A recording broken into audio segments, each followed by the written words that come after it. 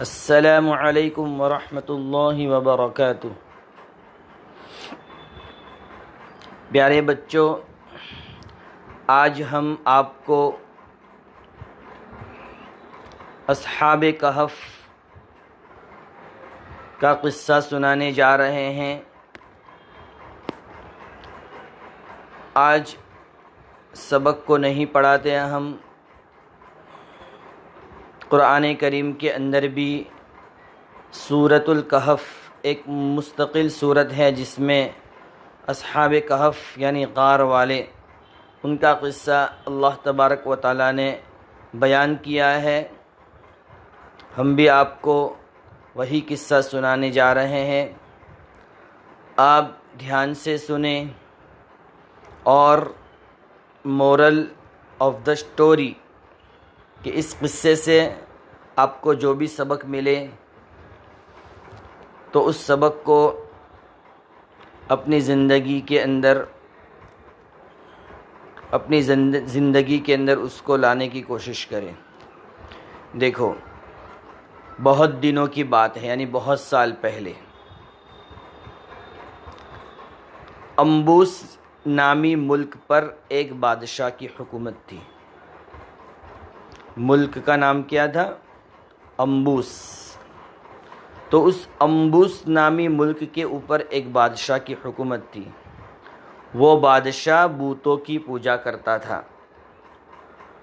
بت یعنی مورتی پوجا، تو وہ بادشاہ مورتیوں کی عبادت کرتا تھا، اس کو پوجتا تھا اور چاہتا تھا کہ میری طرح اور ہماری طرح دوسرے لوگ بھی بتوں کی پوجا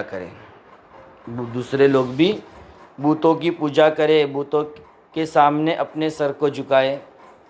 اس لیے وہ لوگوں پر ظلم کرتا تھا۔ سارے لوگ اس کے ظلم سے پریشان تھے، لیکن چند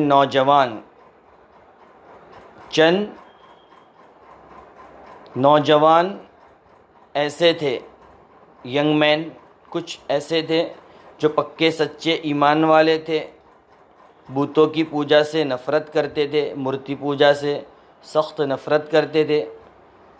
جب بادشاہ کو معلوم ہوا کہ فلاں نوجوان اللہ پر ایمان رکھتے ہیں تو اس کو بہت غصہ آیا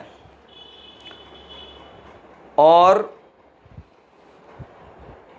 اس نے ان نوجوانوں کو، ان لوگوں کو اپنے دربار میں بلایا اور پوچھا، کیا تم لوگ اللہ پر ایمان رکھتے ہو؟ تو انہوں نے کہا، ہاں ہم اللہ پر ایمان رکھتے ہیں اور اسی کی عبادت کرتے ہیں، اس لیے کہ عبادت کے قابل صرف اللہ تعالیٰ کی ذات ہے۔ یہ بت تو بے جان ہے، ان کے اندر جان بھی نہیں ہے۔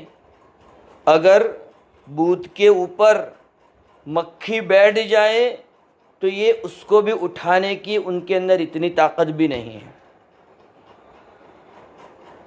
اور ان بتوں کو تو انسان نے اپنے ہاتھوں سے بنایا ہے، یہ نہ تو کسی کو فائدہ پہنچا سکتے ہیں نہ نقصان۔ یہ سب کون کہہ رہا ہے؟ وہ نوجوان جو اللہ پر ایمان رکھتے تھے، وہ بادشاہ کو کہہ رہے ہیں کہ یہ نہ تو کسی کو فائدہ پہنچا سکتے ہیں نہ نقصان۔ بادشاہ اور بھی زیادہ غصہ ہو گیا، لیکن بادشاہ نے ان نوجوانوں سے اس وقت کچھ بھی نہیں کہا، بلکہ کچھ دنوں کی مہلت دے دی کہ ٹھیک ہے جاؤ اور سوچ سمجھ لو۔ یہ نوجوان بادشاہ کے دربار سے نکلے اور مشورہ کیا کہ کیا کیا جائے۔ مشورے میں طے ہوا کہ اگر ہم بتوں سے اور ان کی پوجا کرنے والوں سے دور رہنا چاہتے ہیں، کن سے؟ اس بادشاہ سے، اور اسی طرح جو بتوں کی پوجا کرتا ہے اور بادشاہ کے ماننے والے جو بتوں کی پوجا کرتے ہیں، اگر ان سے ہم دور رہنا چاہتے ہیں تو ہمارے لیے ایک ہی آپشن ہے کہ ہم پہاڑ کے غار میں چلیں۔ پہاڑ کے غار، کیو، پہاڑ، تو اس کے غار کے اندر چلے جائیں، وہیں اللہ کی عبادت کریں گے۔ پھر سب اس شہر سے چلے گئے. وہ جتنے بھی اللہ پر ایمان رکھنے والے تھے وہ سب کے سب اس پہاڑ کے اندر چلے گئے اور پہاڑ کے ایک بڑے غار میں چھپ گئے. وہ غار ایسا تھا کہ وہاں ہوا بھی آتی تھی اور روشنی بھی رہتی تھی. وہ غار ایسا تھا کہ اس میں ہوا بھی آتی تھی اور روشنی بھی آتی تھی. ان نوجوانوں کے ساتھ ایک کتا بھی تھا جو غار کے کنارے پر منہ باہر نکالے ہوئے بیٹھا رہتا تھا. اس طرح کافی دن گزر گئے.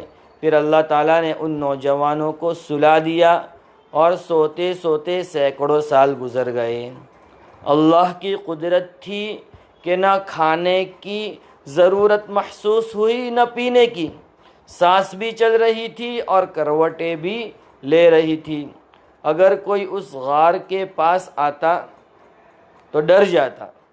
اس طرح اللہ ان کی حفاظت بھی کرتے رہے.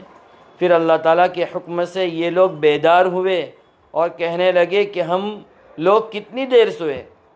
کچھ اندازہ ہے؟ ایک نے کہا 1 دن یا شاید 1 دن 1.5 دن. دوسرے نے کہا اللہ ہی کو معلوم ہے. تو اس طرح ان میں بحث ہوئی. لیکن ان کو بھوک لگی تھی. اب کھانے کے لیے جیب میں ہاتھ ڈالا تو ایک سکہ نکلا. تو ایک شخص کو شہر کے اندر کھانا لینے بھیجا. جب وہ شہر پہنچا تو دیکھا کہ سب کچھ بدلا ہوا ہے، اس لیے کہ کئی 100 سال گزر گئے تھے. وہ لوگ 1 دن یا 1 رات نہیں سوئے تھے بلکہ کئی سال تک وہ لوگ سوتے رہے اور اللہ تعالیٰ ان کی حفاظت کرتے رہے. ان کی سانس بھی چل رہی تھی. جب وہ ایک ہوٹل پر پہنچا تو اس کو بھی بہت حیرت ہوئی کہ یہ کس زمانے کا آدمی ہے، کیونکہ پوری ایک صدی گزر گئی تھی. کئی سال وہ لوگ سوئے تو اس وقت کی حکومت بھی بدل گئی اور جو کرنسی تھی وہ بھی بدل گئی. اس وقت جو بادشاہ تھا وہ مر گیا اور اس کے ماننے والے بھی مر گئے اور کئی سال گزر گئے اور ایک نئی حکومت وہاں قائم ہوئی. جو بادشاہ تھا وہ اللہ پر ایمان رکھنے والا تھا اور وہ لوگ تھے وہ بھی ایمان پر رکھنے والے تھے. تو انہوں نے کہا کہ بھائی تم کس زمانے کے آدمی ہو؟ یہ سکہ پتہ نہیں کب کا ہے.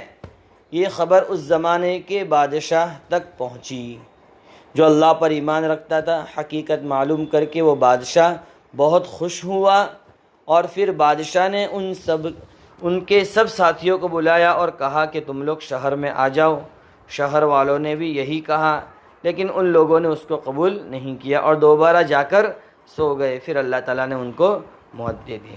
تو پیارے بچوں، یہ واقعہ قرآن پاک میں ہے اور ان نوجوانوں کو اصحاب کہف کہا جاتا ہے. ذرا سوچو ان کو اپنے ایمان کو بچانے کی کتنی فکر تھی اور ہمیں اپنے ایمان کو بچانے کی کتنی فکر ہے. حقیقت یہ ہے کہ ایمان بڑی قیمتی چیز ہے.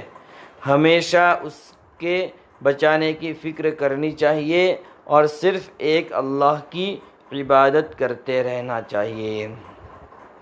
اس سٹوری سے، اس کہانی سے، اس قصے سے ہمیں یہی سبق ملتا ہے کہ اللہ تبارک و تعالیٰ نے ہمیں ایمان کی جو بڑی دولت دی ہے، ہمیں مسلمان بنایا ہے اور ایمان کی جو بڑی دولت دی ہے تو بڑی قیمتی چیز ہے یہ کہ انہوں نے اپنے ایمان کی کیسے حفاظت کی. تو ہمیں بھی اپنے ایمان کی حفاظت کرنی چاہیے، کیونکہ اگر ہمارے پاس ایمان ہوگا مرتے وقت تو ہی اللہ تبارک و تعالی ہمیں دوزخ کے عذاب سے بچائے گا، قبر کے عذاب سے بچائے گا اور ہمیں جنت عطا فرمائے گا. جنت میں داخلہ نصیب اللہ تبارک و تعالی فرمائیں گے. تو جزاک اللہ خیرا. السلام علیکم ورحمۃ اللہ وبرکاتہ.